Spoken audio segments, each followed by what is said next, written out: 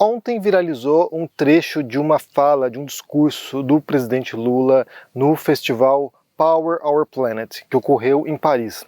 E aí a cena, de fato, ela é toda, sabe, imponente, são milhares e milhares de pessoas ouvindo o Lula falando e muita gente se emocionou com o discurso dele. Eu quero pôr aqui um trechinho em particular que foi o que circulou mais ontem e depois analisar esse discurso do Lula e o impacto que isso tem. Inclusive vou pôr para vocês aqui no comentário fixado o link para que vocês possam ver na íntegra qual foi o discurso do Lula. Mas vamos começar aqui ouvindo esse trechinho e depois pensar algumas coisas juntos aqui. Ouçam.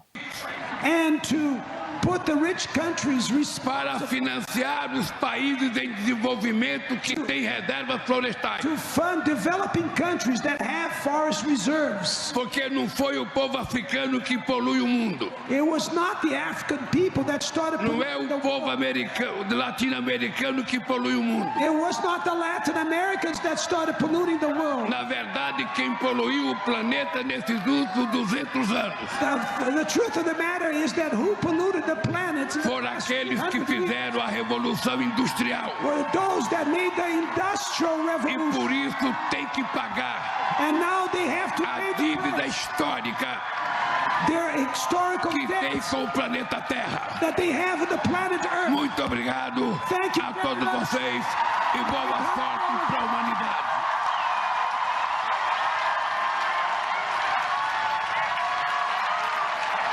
Esse discurso ele é muito simbólico por muitas razões, né? Como eu falei, muita gente se emocionou, até porque isso demonstra uma virada completa na política externa do Brasil hoje, né? Com o governo Lula. E a gente tem que pensar em contraposição a como foram esses últimos 4 anos com o governo Bolsonaro, que se tornou um par internacional, se tornou um governo negacionista da ciência, governo negacionista em relação às mudanças climáticas e foi isolado, né? Então esse tipo de cenário era inconcebível, era inimaginável que você tivesse o Bolsonaro, por exemplo, discursando num evento como esse. Mas o fato é que isso reinsere o Brasil nesse debate e é muito importante, porque uma das promessas feitas pelo Lula nessa fala dele, nesse discurso dele, é de desmatamento zero da Amazônia até 2030, se não me engano. Então, assim, é algo importante, é algo que envolve o Brasil nesse debate mais uma vez e põe o Brasil entre um dos principais agentes nesse enfrentamento ao aquecimento global, às mudanças climáticas e esse risco que é um risco para a humanidade inteira. Todos nós, né, todos nós seres humanos e nossos descendentes estão em risco agora por causa da atuação humana sobre o meio ambiente, a poluição, a emissão de gases poluentes, a emissão de CO2, e isso, como diz ali o Lula, não vem de agora. É o resultado de séculos de destruição do meio ambiente. Então é importante esse discurso para posicionar o Brasil muito bem nesse cenário. E aí é claro que a gente tem que pensar que o Lula é um tremendo orador. A gente não pode negar isso. Ele é alguém que consegue mover a audiência. Quem já assistiu ou ouviu outros discursos do Lula sabe disso, como ele tem esse poder, né, de falar muito bem, ele é muito eloquente e ele se comunica muito bem e ele atinge a audiência, né. Nesse caso em particular, por exemplo, nesse evento, nesse festival aí, ele tem uma plateia que já está azeitada. Então, assim, é alguém que já está alinhado com as ideias que ele vai propagar. Então, assim, é muito mais fácil você conseguir capturar a atenção dessa audiência e estimulá-la. Então, assim, eles não estão falando para uma audiência hostil. Se fosse o contrário, se fosse Bolsonaro nesse festival, certamente seria recebido com muito mais rejeição. Nesse caso, ele já chega com uma reputação internacional, com uma imagem internacional projetada, que dá esse elemento de credibilidade e suporte. Então, assim, esse é um elemento básico, inclusive, de comunicação, né, de oratória ou de debates, inclusive, né, quando você está num cenário muito mais favorável para você, né, numa audiência mais alinhada com você, é muito mais fácil você defender suas ideias, mesmo quando você não use argumentos muito convincentes. A audiência já está de acordo contigo e isso te dá uma vantagem. É como jogar em casa no futebol. Você está lá com a tua torcida, com a tua plateia lá, e isso te dá uma vantagem. Então, nesse sentido, ele está num ambiente ali amistoso, né, um ambiente no qual ele se sente confortável, e ali você vê ali milhares, como eu falei, a imagem é bastante comovente de fato, porque são milhares de pessoas aplaudindo agora o Brasil. A gente tem que pensar que é o Brasil, né? É um representante do Brasil. É o Brasil sendo aplaudido agora com essa preocupação em relação ao aquecimento global e mudanças climáticas e desmatamento e emissão de gases poluentes. Só que não é só isso, na verdade, embora você tenha esse elemento da retórica, né, da oratória, que é importante para você passar uma mensagem, você comunicar algo, sabe, que você engaje a audiência, não é só isso. Além da forma, que é importante, que emociona as pessoas, comove as pessoas, também tem o conteúdo, também tem aquilo que você diz. E aí, a oratória ela é perigosa, ela sempre foi vista com muita desconfiança entre os filósofos, né, entre Platão, por exemplo, porque a oratória, ela te dá essa vantagem emocional sobre as pessoas e muitas vezes se mascara uma falsidade verdade como se fosse verdade. Se você disser uma falsidade com muita convicção, você dá a impressão de que você conhece o assunto, que você domina aquele tema e te dá uma aura de credibilidade. Então, você pode falar as maiores mentiras com grande convicção e se você for um grande orador, um grande comunicador, você possivelmente vai convencer sua audiência de uma falsidade. Então, há um risco nessa perotecnia de que você nem sempre se aproxime da verdade, e esse foi um tema debatido muito por Platão e outros filósofos sobre o risco, sobre a distinção entre a dialética, ou essa busca pela verdade, e a retórica, né? E a retórica ou oratória, que seria florear o seu discurso de modo a talvez mascarar elementos não tão verdadeiros assim. Eu digo isso porque nessa fala do Lula, ele tem um alvo fácil ali, que são os países imperialistas, né? Então, assim, é um discurso bem alinhado com ideais da esquerda, ou seja, você tem ali os vilões, que são os países industrializados, que são os países europeus, possivelmente, Estados Unidos, que são os grandes poluentes na fala do Lula desde a Revolução Industrial. E, de fato, há um elemento de verdade nessa história, porque realmente a gente sabe, né, que a Revolução Industrial começa na Europa, e vai espalhando vários países poderosos na época e vai criando esse movimento de industrialização global que é o motor, né, que é o mecanismo que leva a essa preocupação tremenda agora. O aquecimento global e as mudanças climáticas são consequências diretas da atuação humana sobre o planeta. Então isso tem, sabe, seu ponto, sua gênese na Revolução Industrial em grande medida, mas se acentuou tremendamente de 1950 em diante. Então a gente vai entender por que aqui, com base em alguns gráficos. Porque a fala do Lula, embora tenha um alvo fácil que seja os países industrializados, os países poderosos, os países que eram imperialistas ou são imperialistas ainda, embora tenha alvos fáceis, não corresponde exatamente à verdade. E aí é o ponto complicado, porque você pode ter um baita discurso, sabe, maravilhoso e comovente, mas fugir do alvo, fugir do que realmente importa nesse momento. Porque não dá para o Lula criticar ou questionar o aquecimento global, as mudanças climáticas, sem impor nessa equação aí, sem impor nessa conta a China, que é de longe o maior poluente do planeta hoje. Ele fala ali que não é a África que polui, ele fala ali que não é a América Latina que polui, que são os países industrializados, que são os países poderosos, mas ele não põe nessa conta aí a China. 30% das emissões de CO2 atualmente são da China. Então, assim, é um país que faz parte dos BRICS, ou seja, um bloco de países em desenvolvimento do qual o Brasil faz parte, e a China é o maior poluente do mundo hoje, muito mais do que os Estados Unidos, por exemplo. É claro que a emissão de CO2, né, é cumulativa, então, assim, ao longo de séculos, de fato, isso foi se acumulando, então isso vai cair certamente na conta dos países industrializados, desenvolvidos, que tiveram uma industrialização precoce. Mas hoje em dia é impossível atingir metas de emissão de CO2 se não tiver nessa conta China e Índia, por exemplo. Então aqui eu quero passar para vocês um artigo que eu li sobre esse tópico, falando sobre os maiores poluentes ao longo da história. Então, assim, não é apenas agora. Agora é a China é o grande poluente mundial, mas ao longo da história, quais são os países que mais contribuíram para a emissão de CO2 e para a poluição global e para essas mudanças climáticas. Vou citar para vocês aqui alguns dados para você entender como essa fala do Lula, embora ela seja emocionante, comovente e estimulante, ela erra o alvo tremendamente. O artigo está publicado num site chamado Carbon Brief e o título é Analysis Which Countries Are Historically Responsible for Climate Change, que é uma análise quais países são responsáveis historicamente pela mudança climática.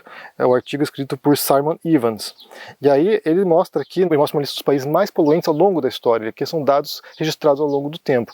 Geralmente as listagens de CO2, né, de emissão de CO2, só levam em consideração a produção industrial e a queima de combustíveis fósseis. Não leva em consideração o uso do terreno e também desmatamento. Nesse artigo publicado que eu estou dividindo com vocês, leva em consideração o uso do solo e também desmatamento. E aí isso inclui países bastante surpreendentes nessa listagem.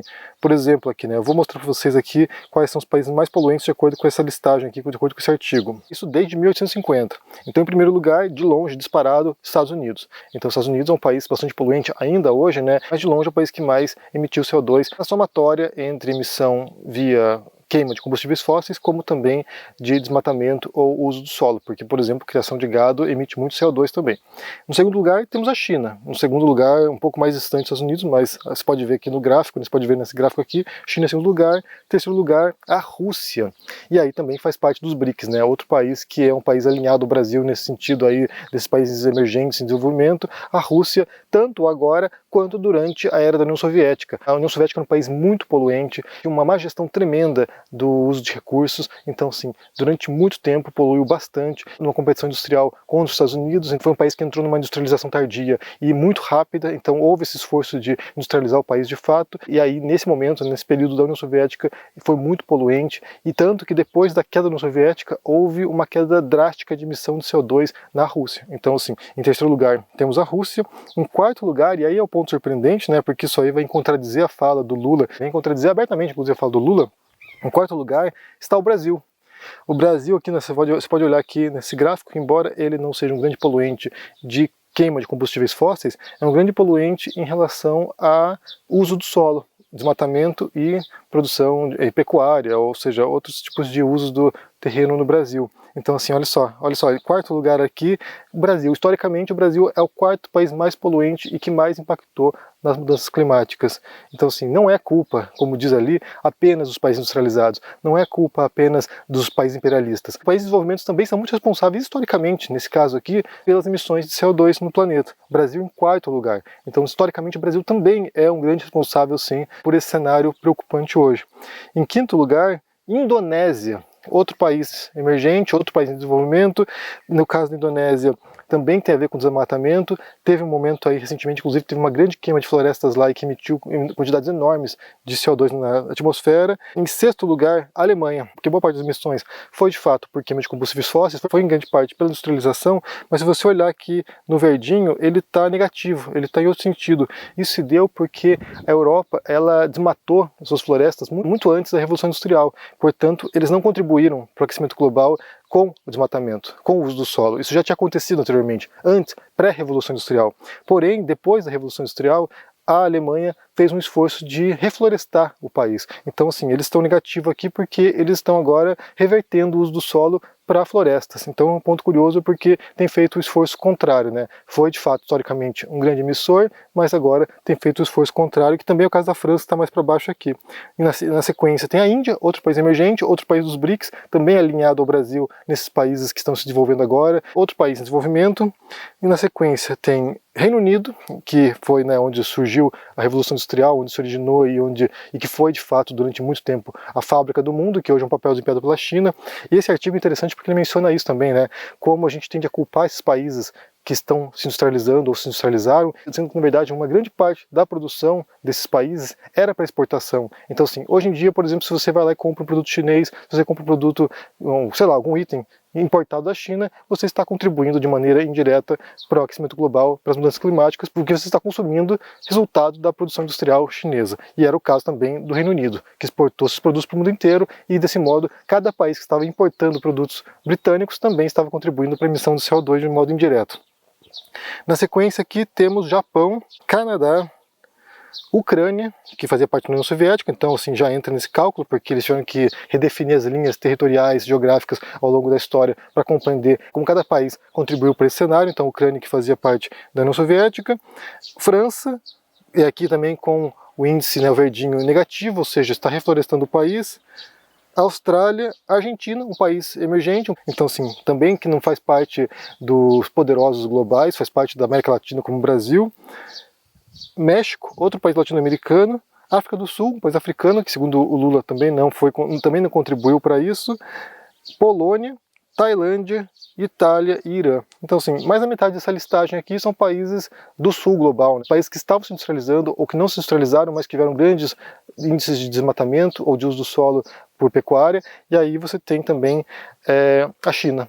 A China, que é o principal poluente no planeta hoje. Então, assim, a fala do Lula, como eu falei, atinge um alvo fácil, que é o alvo fácil das esquerdas globais, que é mirar nas ex-metrópoles, nos países colonialistas, nos países imperialistas. É muito fácil atacar esses países, mas sem confrontar os reais poluidores hoje, é claro que esse discurso é vazio. Se o presidente Lula se recusa a confrontar China e Índia, por exemplo, e Rússia, né, 3 grandes países aliados dos BRICS, pouca coisa vai fazer diferença. E a China é muito resistente a esse discurso de enfrentamento às mudanças climáticas, até porque isso significaria uma redução da produção industrial, isso significaria uma redefinição redefinição dos moldes, né, das matrizes energéticas do país. Então, é claro que é muito mais fácil fingir que não está vendo isso, do mesmo modo como os Estados Unidos faz também, né? Eles preferem fingir que não está acontecendo nada, fechar os olhos para isso e simplesmente tocar o bonde adiante e as próximas gerações que lidem com as consequências disso. Mas, como eu falei, o discurso do Lula é histórico porque reinsere o país nesse cenário, nesse debate importantíssimo, mas ele erra o alvo porque ele tende a querer pôr a culpa em certos países que são culpados de fato, também são culpados historicamente, mas não apenas. O Brasil faz parte dessa conta, né?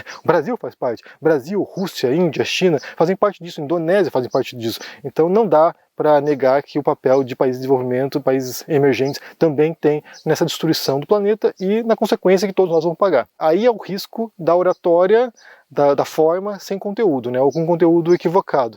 E é claro que a gente também tem que prestar atenção nisso. Sei que isso vai desagradar um monte de gente, porque aparentemente é impossível criticar o Lula hoje, mas acho que é um papel importante retificar informações incorretas ou parcialmente corretas quando elas impactam a vida de todos nós. Então só lembrando que o Brasil também tem culpa no cartório nessa questão ambiental aí, de emissão de CO2, por outras razões, não pela produção industrial, mas tem culpa sim em quarta posição na somatória geral histórica. Então, isso é muito grave. O link desse artigo está no comentário fixado aqui. Quero saber o que você pensa sobre essa história, sobre esse discurso do Lula lá em Paris, sobre a informação equivocada que ele passa, como é que você entende isso, como é que você interpreta esse uso deliberado de informações incompletas ou parciais para defender uma tese, como é que você entende isso? Deixa aqui embaixo no comentário, deixa o joinha, se inscreva no canal aqui, se torne um membro ou um apoiador pela força. E só lembrando que nesse momento está disponível o meu livro com Carolina Arcari, chamado Olga Descobre a Democracia. É um livro de educação política para crianças. Confira na descrição desse vídeo aqui. Um forte abraço e até mais. Tchau! E aí, meus amigos e amigas do canal do Henri Bugalho, eu sou Eduardo Moreira e tenho um convite especial para fazer para vocês.